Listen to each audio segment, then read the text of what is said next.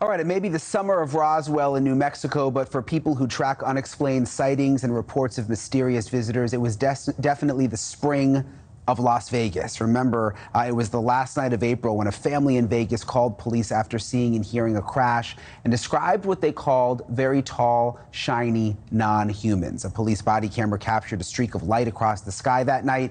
But that and the family's account of what happened are the only things in the evidence column for Vegas sighting 2023. There wasn't much more. I want to bring in James Fox. He's a longtime UFO investigator and producer of two highly regarded films on the subject, The Phenomenon and Moment of Contact. James, thanks for being with us. First of all, what do you make of the Vegas incident? You know, it was reported on quite a bit. Police initially said it wasn't a hoax in terms of the 911 call, but we haven't really seen a lot of other evidence come out of it. I initially was rather excited about it, but as I dug a little deeper, I found the gentleman's testimony of the beings and the big mouths and super tall, and then the imprints in the backyard to me looked like a little scuff mark with someone's shoe. Wasn't particularly impressive. You hear the impact site, the alleged impact site, and it's fairly significant. If something did in fact hit the ground, it would have left a lot more than just a little circular scuff mark. And the fact that I got directly in touch with George Knapp, who's been reporting on UFOs in Las Vegas for decades, and he said that he had made a number of attempts to speak directly with the family.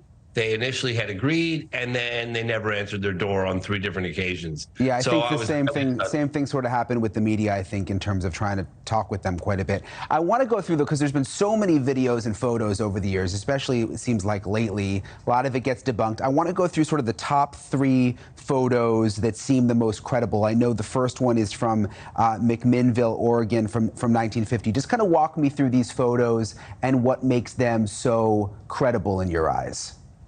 So a lot of people say there's just a lack of, I just heard Michael Shermer, the skeptic, say it's always a friend of a friend who saw something, or the friend saw something, and it's anecdotal. But, you know, dating back to the late 40s and early 50s, case in point, McMinnville, Oregon, in 1950, 2 witnesses, Evelyn and her husband, Paul Trent, saw this disc-shaped object hovering over their garden. And Paul grabbed his camera and snapped off 2 or 3 really good shots. Those photographs have been analyzed to death, including part of Project Condon and Blue Book, and there was never determination that they were bogus. They were authentic, broad daylight, points of reference, multiple eyewitness photographs of what appears to be a disc. Those look clear. I don't want to rush you, but we only have about a minute left, so I want to get to the other photos. Tell me about 1965 Santa Ana, California. It was a highway worker by the name of Rex Heflin. He was identifying potential hazards in the road. He had a camera with him, a Polaroid camera, and he snapped off 3 or 4 shots of a disc-shaped craft. Those 2 have never been debunked. He maintained his story till his death, and they're very good broad daylight points of reference, again, photographs. And what about 1990, the photo from Scotland?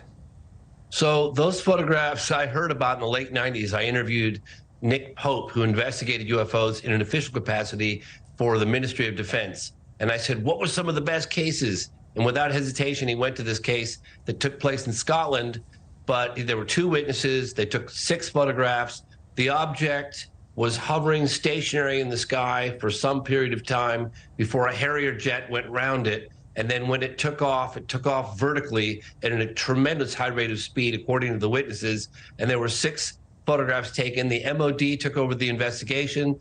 The 2 witnesses wanted the case publicized, but the MOD took over, confiscated the original photographs, confiscated the original negatives, and this never saw the light of day until just recently. David Clark, seen in that photograph here, did an extensive amount of research, found this guy who was part of the RAF, Craig Lindsay, and he had kept 1 print, and that's an original print. Interesting. Of one of the photographs. You almost have to wonder sometimes if the older photos are in some ways more credible because it was like before technology had advanced and you could get in your computer and Photoshop and that kind of a thing. So interesting to see those 3 photos specifically. James Fox, thank you so much for breaking it all down for us. We appreciate it.